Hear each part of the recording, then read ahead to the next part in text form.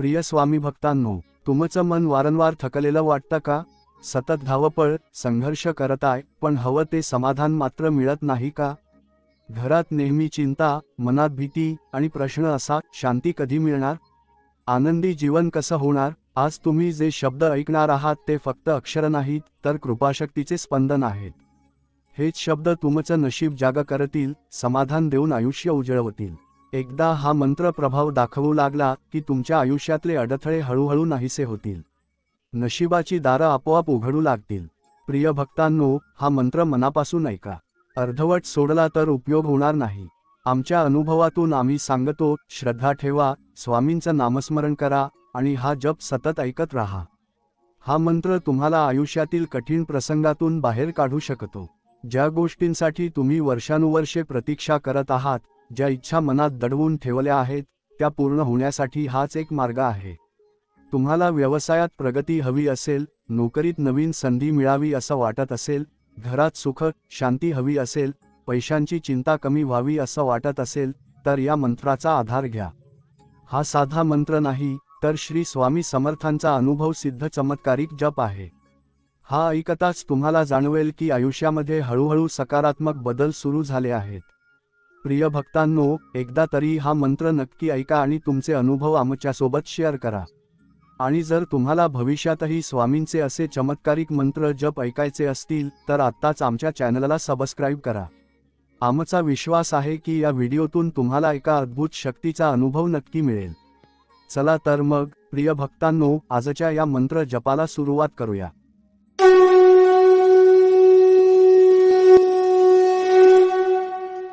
ओम श्री स्वामी समर्थाय नित्यधनवर्षाय नमः. ओम श्री स्वामी समर्थाय नित्यधनवर्षाय नमः.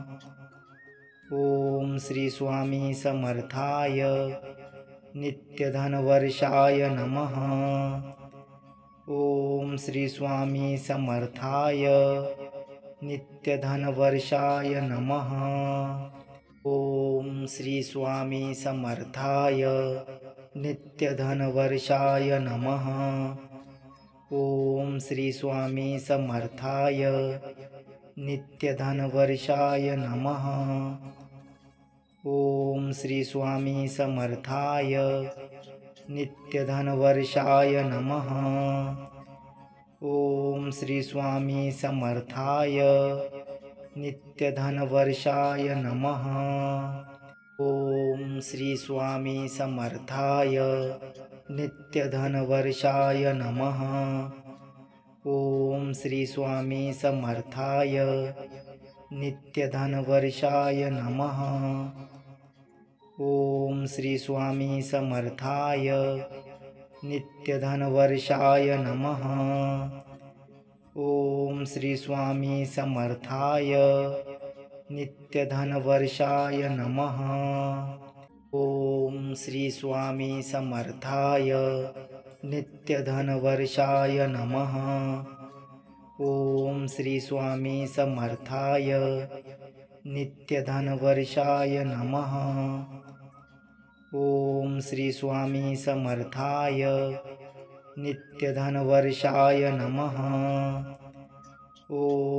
स्वामी समर्थाय नित्यधनवर्षाय नमः. ओम श्री स्वामी समर्थाय नित्यधनवर्षाय नमः.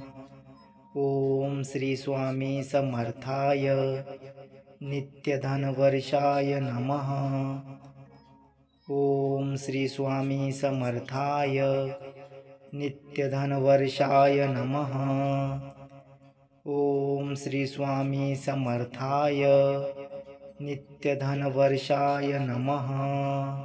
ओम श्री स्वामी समर्थाय नित्यधनवर्षाय नमः. ओम श्री स्वामी समर्थाय नित्यधनवर्षाय नमः. ओम श्री स्वामी समर्थाय नित्यधनवर्षाय नमः. ओम श्री स्वामी समर्थाय नित्यधनवर्षाय नमः। ओम श्री स्वामी समर्थाय नित्यधनवर्षाय नमः। ओम श्री स्वामी समर्थाय नित्यधनवर्षाय नमः। ओम श्री स्वामी समर्थाय नित्यधनवर्षाय नमः। ओम श्री स्वामी समर्थाय नित्यधनवर्षाय नमः। ओम श्री स्वामी समर्थाय नित्यधनवर्षाय नमः। ओम श्री स्वामी समर्थाय नित्यधनवर्षाय नमः। ओम श्री स्वामी समर्थाय नित्यधनवर्षाय नमः। ओम श्री स्वामी समर्थाय नित्यधनवर्षाय नमः। ओम श्री स्वामी समर्थाय नित्यधनवर्षाय नमः। ओम श्री स्वामी समर्थाय नित्यधनवर्षाय नमः। ओम श्री स्वामी समर्थाय नित्यधनवर्षाय नमः। ओम श्री स्वामी समर्थाय नित्यधनवर्षाय नमः। ओम श्री स्वामी समर्थाय नित्यधनवर्षाय नमः। ओम श्री स्वामी समर्थाय नित्यधनवर्षाय नमः। ओम श्री स्वामी समर्थाय नित्यधनवर्षाय नमः। ओम श्री स्वामी समर्थाय नित्यधनवर्षाय नमः। ओम श्री स्वामी समर्थाय नित्यधनवर्षाय नमः। ओम श्री स्वामी समर्थाय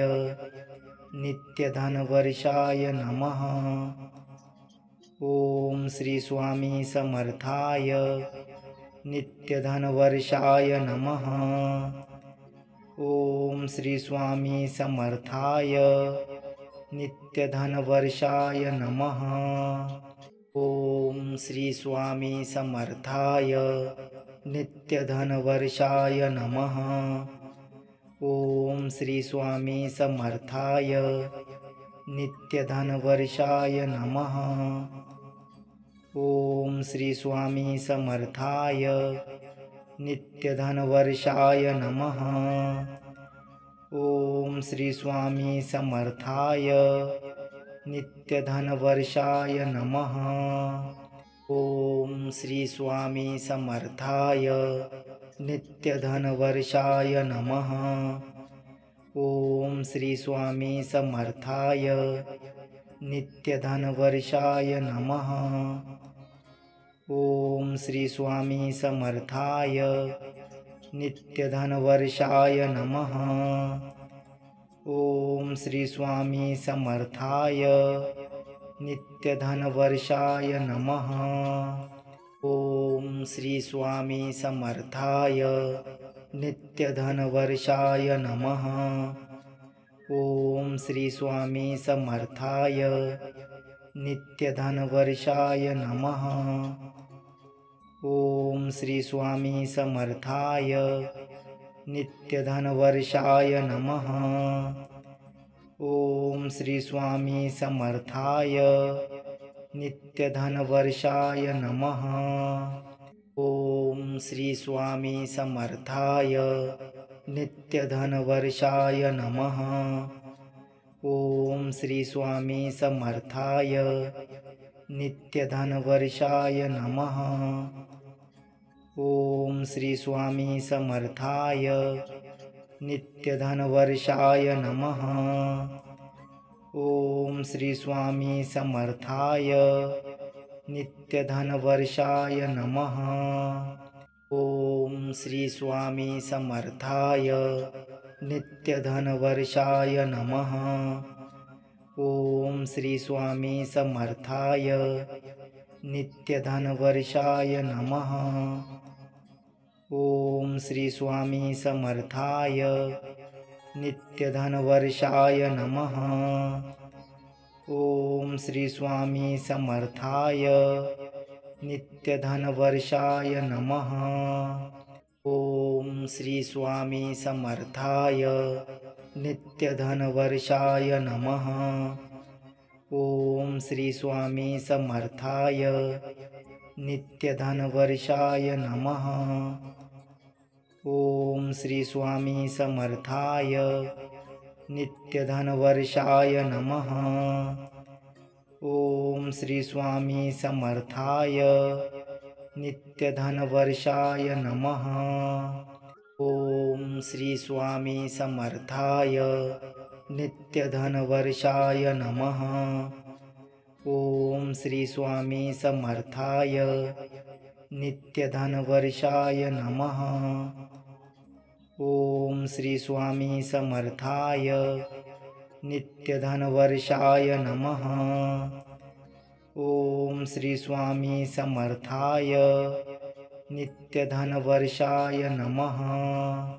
ओम श्री स्वामी समर्थाय नित्यधनवर्षाय नमः। ओम श्री स्वामी समर्थाय नित्यधनवर्षाय नमः। ओम श्री स्वामी समर्थाय नित्यधनवर्षाय नमः। ओम श्री स्वामी समर्थाय नित्यधनवर्षाय नमः। ओम श्री स्वामी समर्थाय नित्यधनवर्षाय नमः। ओम श्री स्वामी समर्थाय नित्यधनवर्षाय नमः। ओम श्री स्वामी समर्थाय नित्यधनवर्षाय नमः। ओम श्री स्वामी समर्थाय नित्यधनवर्षाय नमः। ओम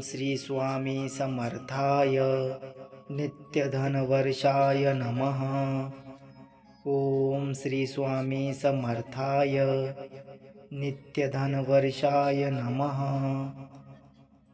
ओम श्री स्वामी समर्थाय नित्यधनवर्षाय नमः। ओम श्री स्वामी समर्थाय नित्यधनवर्षाय नमः। ओम श्री स्वामी समर्थाय नित्यधनवर्षाय नमः। ओम श्री स्वामी समर्थाय नित्यधनवर्षाय नमः। ओम श्री स्वामी समर्थाय नित्यधनवर्षाय नमः। ओम श्री स्वामी समर्थाय नित्यधनवर्षाय नमः। ओम श्री स्वामी समर्थाय नित्यधनवर्षाय नमः। ओम श्री स्वामी समर्थाय नित्यधनवर्षाय नमः। ओम श्री स्वामी समर्थाय नित्यधनवर्षाय नमः। ओम श्री स्वामी समर्थाय नित्यधनवर्षाय नमः। ओम श्री स्वामी समर्थाय नित्यधनवर्षाय नमः। ओम श्री स्वामी समर्थाय नित्यधनवर्षाय नमः। ओम श्री स्वामी समर्थाय नित्यधनवर्षाय नमः। ओम श्री स्वामी समर्थाय नित्यधनवर्षाय नमः। ओम श्री स्वामी समर्थाय नित्यधनवर्षाय नमः। ओम श्री स्वामी समर्थाय नित्यधनवर्षाय नमः। ओम श्री स्वामी समर्थाय नित्यधनवर्षाय नमः। ओम श्री स्वामी समर्थाय नित्यधनवर्षाय नमः। ओम श्री स्वामी समर्थाय नित्यधनवर्षाय नमः। ओम श्री स्वामी समर्थाय नित्यधनवर्षाय नमः। ओम श्री स्वामी समर्थाय नित्यधनवर्षाय नमः। ओम श्री स्वामी समर्थाय नित्यधनवर्षाय नमः। ओम श्री स्वामी समर्थाय नित्यधनवर्षाय नमः। ओम श्री स्वामी समर्थाय नित्यधनवर्षाय नमः। ओम श्री स्वामी समर्थाय नित्यधनवर्षाय नमः। ओम श्री स्वामी समर्थाय नित्यधनवर्षाय नमः। ओम श्री स्वामी समर्थाय नित्यधनवर्षाय नमः।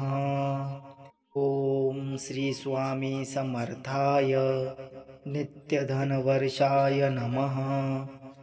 ओम श्री स्वामी समर्थाय नित्यधनवर्षाय नमः। ओम श्री स्वामी समर्थाय नित्यधनवर्षाय नमः।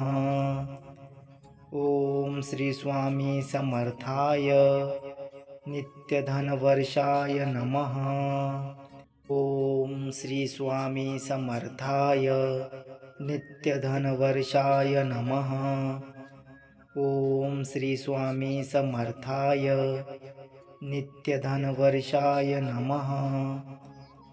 ओम श्री स्वामी समर्थाय नित्यधनवर्षाय नमः। ओम श्री स्वामी समर्थाय नित्यधनवर्षाय नमः। ओम श्री स्वामी समर्थाय नित्यधनवर्षाय नमः। ओम श्री स्वामी समर्थाय नित्यधनवर्षाय नमः। ओम श्री स्वामी समर्थाय नित्यधनवर्षाय नमः। ओम श्री स्वामी समर्थाय नित्यधनवर्षाय नमः।